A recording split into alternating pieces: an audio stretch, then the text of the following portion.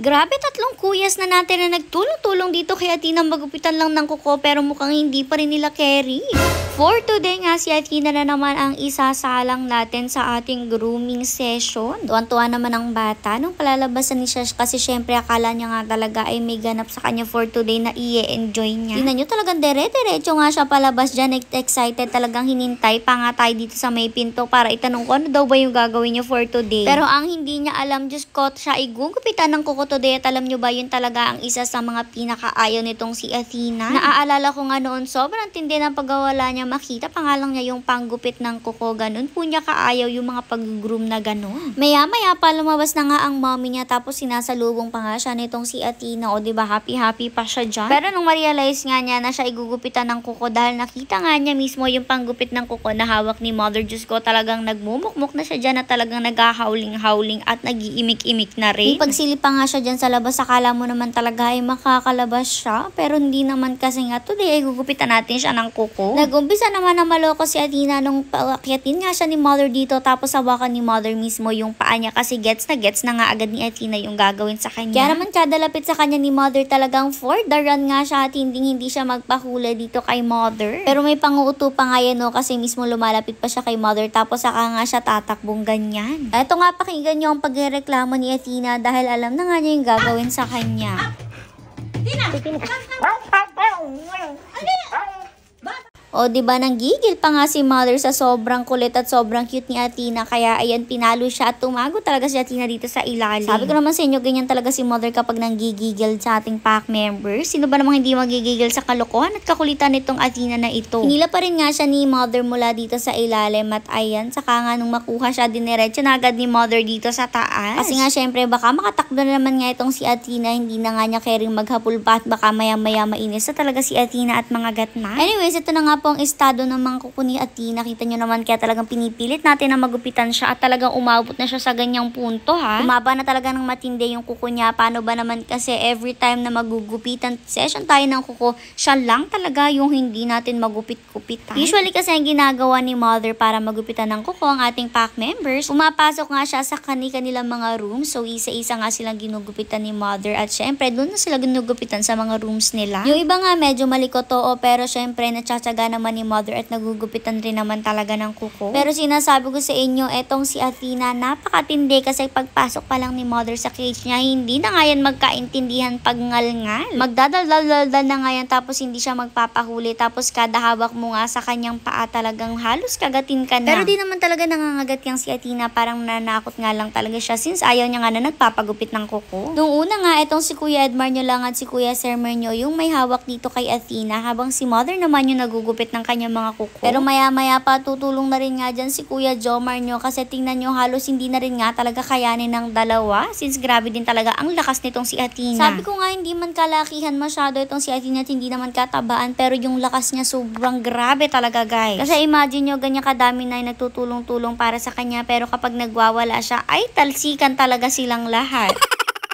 Mostly rin talaga dito nga lang sila kay Athena nagtutulong-tulong at saka kay Dos, since silang dalawa talaga yung madalas ayaw magpagupit ng kuko. Kapag naman kasi nagwawalang ganyan, hindi naman nila pinipigilan masyado si Athena kasi nga syempre baka naman siya ay mabalian. Kumbaga yung hawak ng mga kuyas natin parang alalay nga lang para hindi sila masyadong pigil na pigil. Kapag kasi talaga masyado mong pinigilan at hinigpitan yung hawak sa mga fur babies, mas may tendency nga po sila na mas magwala since nararamdaman nga nila yung pagkapigil nyo or minsan talaga uncomfortable para sa kanila yung madiin ng hawak. Anyways, after naman nga gupitan lahat ng mga kuko niya, ito nga si Mother, kumuha na nga siya ng cotton buds tapos alcohol. Alam nyo naman na ito talaga yung palagi natin ginagawa sa ating pack members, ang paglilinis ng kanilang tenga. Sa mga doggies, guys, mahalaga po na nalilinis natin palagi yung kanilang mga tenga kasi yes po, opo, although may mga nakakover na balahibo dyan sa tenga nila ay nagdudumi rin po yan. Madali lang na malinisan yung pinakalabas niya, guys. Kukuha lang nga kayo ng basang cloth tapos saka nyo pupunas-punas. Pero si Mother kasi nililinis rin niya yung loob, yung parang hindi naman super loob na loob, kumbaga parang yung sa tenga lang ng tao. Minsan kasi guys, kapag yung mga doggies nyo may naaamoy kayo na masangsang sa kanila, madalas talaga galing yun sa tenga nila. Kasi nga yung nasa loob ng tenga nila, syempre hindi rin maganda talaga yung amoy nun, lalo na nga kung matagal nyo nang hindi nalinisan ng tenga yung doggies nyo. Maaaring marami na nga yung laman ng tenga nila. Kahit nga yung pack members natin, madalas talaga nasa loob lang sila ng mansyon at bihira lang talaga silang lumabas, ay hindi rin naman may iwasan na magkaroon nga yun ng dumi yung kani-kanila mga tenga. Kaya naman si mother talagang mayat mayarin nga yung paglilinis niya sa tenga ng ating pack members. Pero syempre, very gentle lang din si mama tuwing ginagawa niya yan para hindi masaktan yung pack members natin. Ito namang si Athena and Jerry naman siya since nakakakuha rin naman siya ng mga head scratches. Kita nyo rin naman tuwing nagpapagpag si Athena, Diyos ko, talasikan talaga ang mga kuya niya. Nung makatapos naman na ayan, binaba na rin nga nila si Athena at lahat sila talaga nagpagpag. Lahat ng mga kuyas, pati si mother, syempre pati si Athena nagpagpag rin. Alam nyo naman kasi na nagshe-shed pa rin nga itong si Athena, kaya naman ang mga kuyas natin punong-puno rin talaga ng mga balahibo. Pero after naman matapos dito kay Athena, pinapasok na rin naman siya sa loob at siya na rin naman talaga mismo yung nagyayang pumasok. Yun na nyo nga nung mabuksan yung unang pinto, nakaabang na agad siya dito sa pinto papasok mismo sa loob ng mansyon since gusto na talaga niyang magpahinga rin. Pag pinagsama-sama, oh! Guys, kunti na lang, mababawi pa natin to.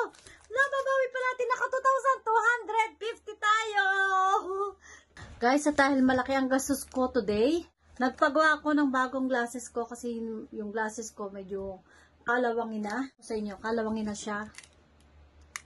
Ito, may kalawang na yung mga ganito niya. So, minsan nagkakarashes ako dito dahil sa kalawang. Siyempre, dahil malaki ang gastos ko, 14,995, almost 15,000 yung aking glasses. Kukuhanin ko naman dito ngayon. Kailangan kong manalo dito ng pambayad dyan sa aking glasses. Maglalaro tayo dito tayo ngayon maglalaro kay Golden Era. Ang isang ticket ni Golden Era is 225. So, bili tayo ng 10 tickets. Mag-scratch. So, unang ticket, naka 450 agad tayo. Oh, 270. Oh, 270 ulit. Wow. 270. Sunod-sunod na naman sila. Oh, 450. Nasa ka na? Gusto ko makakuha guys ng malaki. Pero ganito, 270 ulit. Pero not bad. Oh, 337. At least kada ticket, may nakukuha tayo. Oh, 270 na naman. Nasaan ka na? 270 ulit. Oh, nakita niyo yan? Napakagaling talaga. Bawat ticket, may cash. Nakita nyo naman. Oh, 450 naman. Nakita nyo naman yan, guys. Kada ticket, may pera. Grabe, ang galing. Wala talagang katalo-talo. Nakita nyo? Hihi. Pag pinagsama-sama. Oh! Guys, kunti na lang. Mababawi pa natin to. Mababawi pa natin. Naka 2,250 tayo. Kunti pa. Sige lang. Oh, 270. Hoy, 270 ulit. Wow, 337. Oh, nakita nyo? Sunod-sunod talaga sila. Wow, 337 ulit. Wow, 337. 337. Napakasipag talaga ito si Golden Era. 70. Oh, 337. Oh, 1,125. Guys, mag-register na kayo sa comment section ng link at mag-recharge sa kayo. Kasi isa rin kayo sa pwedeng manalo. 1,125. Malapit na nating maabot yung target. Oh! 2,700! Oh my God! Oh, diba? Ngayon, ang lalaki na nakukuha ko dito kay Golden Era. Nakita niyo yan? Nasa 2,000 lagi ang nakukuha ko. Nakailang beses na. Wow. Kay Golden Era.